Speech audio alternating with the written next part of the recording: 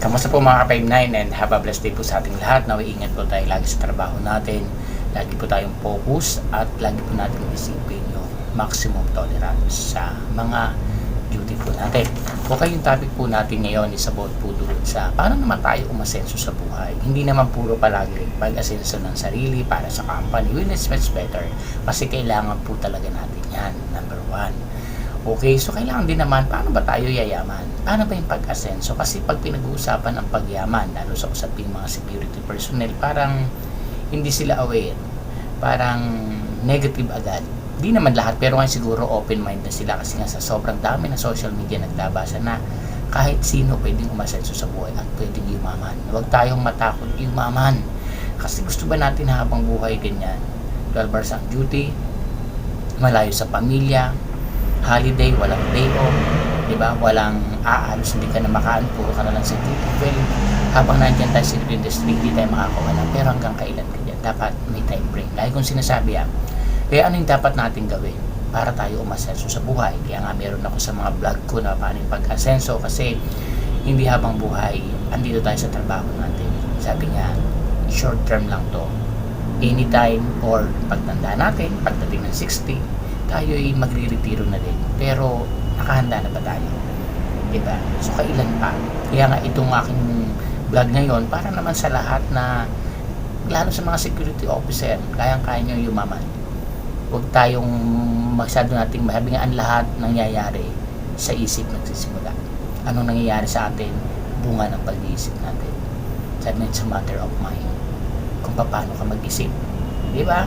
Lahat nabubuo sa isip. Kaya dapat inaalagaan kung paano tayo mag-isip. Okay, so paano ba tayo yayaman? Una, ito yung mga formula, 6 na formula kung gusto natin umasenso sa buhay. Despite naghahanap buhay tayo. Una, kaya nga unang number 1 na formula is maghanap ka ng trabaho. Yung number 1, syempre lahat naman din naman tayo pinanganak na may mga minana sa mga magulang natin o mamanahin or tayo na magpapatakbo ng company. So, una magtrabaho. Kahit ang mayaman, di ba, number 1 din naman sa kanila yung magtrabaho, yung mga anak na nagtatrabaho sa kanila.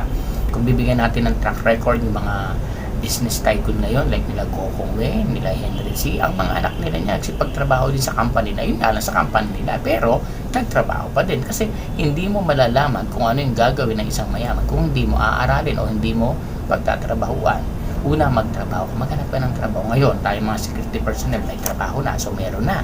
So, meron na tayong potential na yumaman kasi maghanap ng trabaho. Ngayon, sa paghahanap mo ng trabaho, kung may trabaho ka, ayusin mo. Kaya ngayon, lagi tayo nagkaroon mga vlog about paano ka maging mahusay na security officer, maging magaling na security personnel, o ano ka pa mga empleyado. Kahit na sino, may mga followers naman tayo na hindi rin mga security. At least, alam nila, pare-pares naman tayo naghahanap buhay, kanya-kanya nga lang ng posisyon.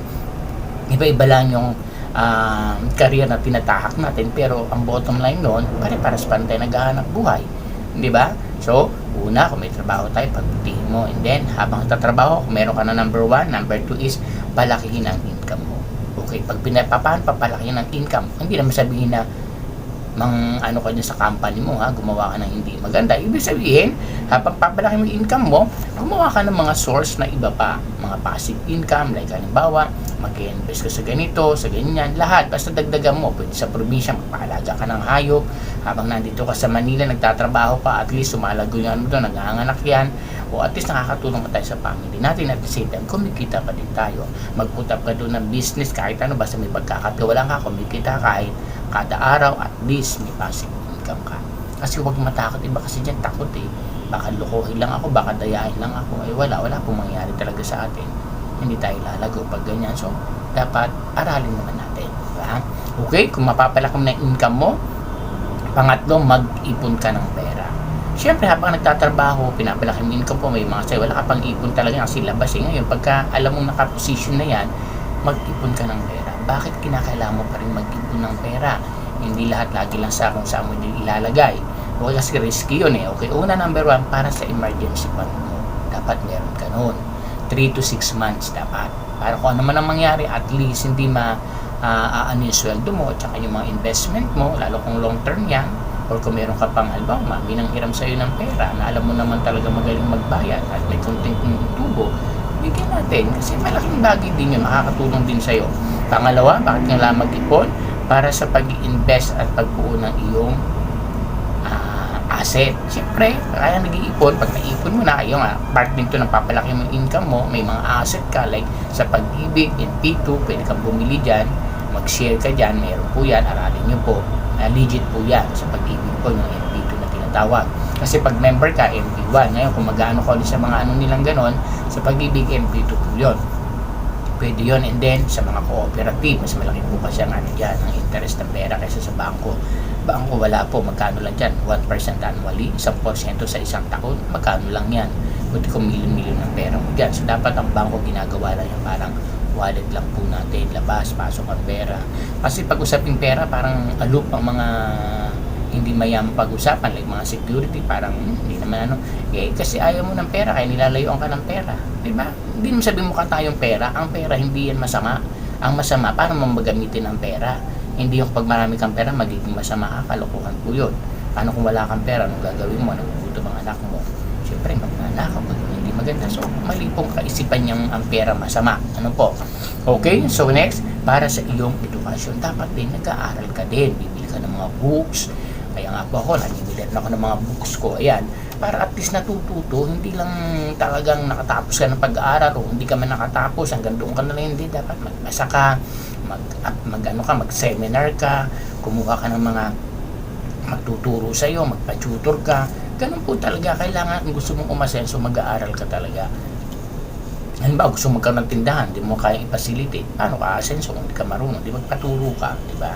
Ano ba naman yung magbayad ka ng 100, 1,000 kung ang kapalit nun ay maraming pera din, di ba? Kasi iba kayo nagtitipid nang wala sa lugar. Okay, so para sa ito kasi yung tatlo. Sa pasok po yun sa mag-ipon ka ng pera. So pang number 4 po natin is invest mo ang maliit na porsyento ng iyong ipon. So may ipon ka na i-invest mo yun. Yun nga, so, sinasabi ko sa MD2, yan sa mga ano, kasi may risk po yan, pero aralin ninyo. Marami naman yung talagang like MP2, halos napakaganda ng kitaan po dyan. Kaya lang, long term po yan hindi nyo, pag nilagay mo, bukas mo lang kukunin mo, hindi po. It takes 5 years, 2 years, ganyan po. So, pag nag-invest ka, medyo pang matagalan yan. Kaya kailangan, marami kang source of income, may sweldo ka pa, at least hindi nasisira yung iyong pag-i-invest kasi may kukunan ka. Yun ang kagandahan kung bakit paano kung may trabaho ka. Dahil doon lahat magagaling ang source mo, aayusin mo lang ang pagpuposisyon ng pera mo. Diba? So, ganoon, dapat marunong po tayo dyan. Dapat nga sabi, you have to live below your means. Kung kumikita ka ng minimum, every mano ka lang ng mga 200 a day ang gastos mo, at least may savings ka pa. Okay, sa pagkayari pa, pang-lima po natin, paramihin ang iyong income source. Yung sources ng income mo, paramihin mo. Hindi lang pwedeng dito ka lang naglagay. Dapat madami po yan. Sabi nga, if you have a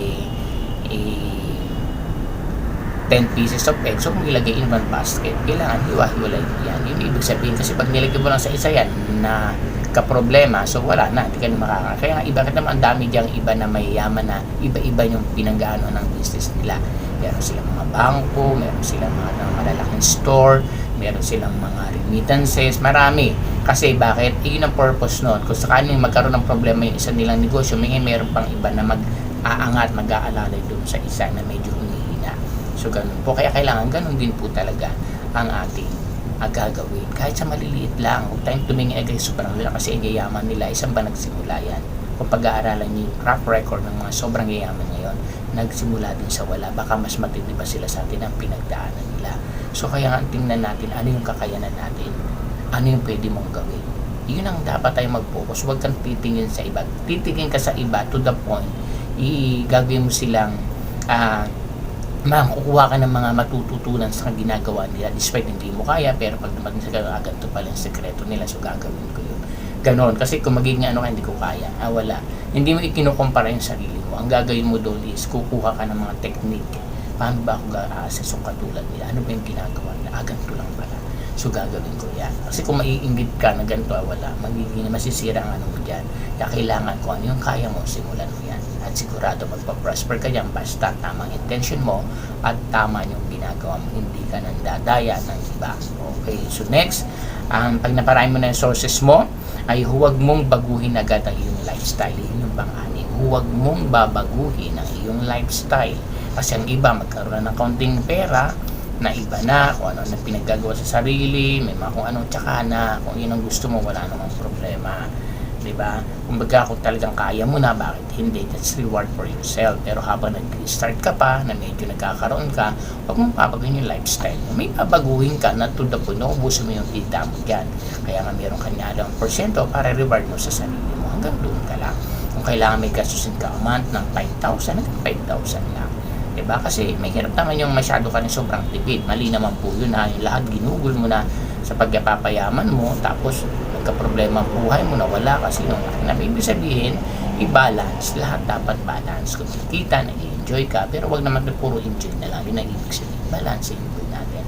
Kasi ang pag-i-invest kasi mahabang proseso at mapang long term po yan. Pero pag na-meet mo yan, sigurado dadami ang pera mo, makakatulong ka sa pamilya mo at ang sarili mo maiaalis mo na sa pagiging empleyado. Siyempre, pag marami ka ng income, bakit ka pa magtatabi? Pagtrabahuan mo na yung in-invest mo. Ikaw na ngayon ang gaganap para at least lahat masustain mo. Mahirap din kasi ipagkatiwala talaga naman sa iba. Yan, lalo kung lumalaki na, kailangan focus ka na. Yun ang ibig sabihin na hindi ka alis sa company, hindi ka magbabalagto na sa trabaho mo, especially mga security, pagputihin ninyo, mag-ipon kayo. Kaya ngayon, number one, di bang formula is maghanap ka ng trabaho. Ngayon, may trabaho ka na, security or ano mga trabaho mo, pagputihin mo na. Gumawa ka na ng iyong mga source dyan para at least, pagdating mo ng tamang panahon na ayaw mo na magtrabaho, gusto mo na makapili ang pamilya mo, kahit OFW ka pa, sa pamilya, wag na pag matagal dyan, kailangan dito sa pamilya, basta't kaya na, yun lang. Pero yung talaga naman, sobrang lahat, ang dami-dami ng ari-arian, hindi pa rin nakontento hanggang sa nawala na, doon pa nawala sa ibang bansa, hindi nakabalik sa pamilya. Sayang naman ang buhay. Ang buhay natin, ang buhay tayo para ipamuhay, ang buhay ibinigay sa atin ng Lord, na para sa sarili natin habang nasa lupa tayo. At iba naman sa kabilang buhay. So habang nandito, enjoy your life, huwag naman yung sobra. Kasi sabi nga, hindi naman natin madadala talaga. Ang point lang natin is magkaroon tayo ng maayos na buhay sa lupa para sa pamilya din natin. Okay, so yun po, ulitin po natin yung 6 na formula para umaselso o umaman ka. Number 1, maghanap ka ng trabaho. Number 2, palaki ng iyong income. Number 3, mag-ipon ka ng pera. Para saan po yun? Para sa iyong emergency fund, para sa investment sa pagbuo ng iyong asset, at ang pangatlo po doon is para sa iyong edukasyon. So pang-apat po is invest mo ang maliit na porsyento ng iyong ipon, padamihin ang iyong income sources, at ang panghuli pang-anim po natin, huwag mong baguhin agad ang iyong lifestyle. So maraming pong salamat. I hope po nakatulong po ito sa ating mga followers para naman po pang sarili natin. Naintindihan natin sa trabaho kailangan natin, pero kailangan sabay natin yung sarili natin para paglabas natin bilang empleyado or ayaw mo na, kailangan mo nang umuwi ng probinsya or kahit saan pa man, sarili mo na, at least may sisimulan ka na higit pa ang na makakatulong sa iyan pag marunong ka. Basta la presence of mind natin palagi, keep on praying and help to our family, especially po sa mga magulang natin. Maraming salamat and have a blessed day po sa ating lahat.